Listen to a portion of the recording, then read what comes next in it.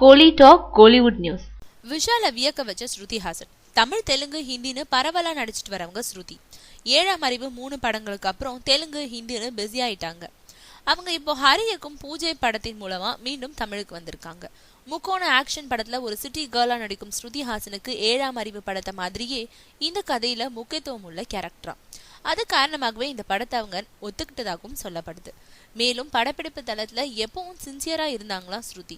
ஓய்வு நேரங்கள்ல செல்போன்ல கேம் ஆடிக்கிட்டு இருந்தாலும் ஷார்ட் ரெடின்னு உதவியாளர் வந்து சொன்னதும் உடனே கேரவேனை விட்டு வெளியே வந்து கேமரா முன்னாடி ஆஜராயிடுவாங்களாம்.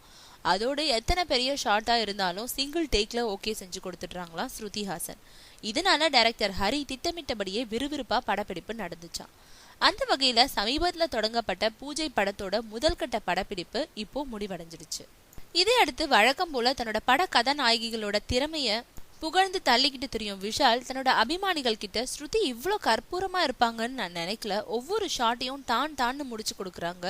அவங்களோட நடிப்பை பார்த்து ஒரு பக்கம் வியப்பா இருந்தாலும் இன்னொரு பக்கம் அவங்கள போலவே நாமும் சொதப்பாம ஓகே பண்ணி கொடுக்கணுமேன்ற பயமும் மனசளவுல இருக்குன்னு சொல்றாராம் விஷால். ஸ்ருதி ஹாசனோட படக்குழி கொஞ்சம் ஜாஸ்தியா இருந்தாலும் அதுக்கு அவங்க வர்த்ஃபுல்லான ஆர்டிஸ்ட் தானோன்னு சொல்லிட்டு வராராம்.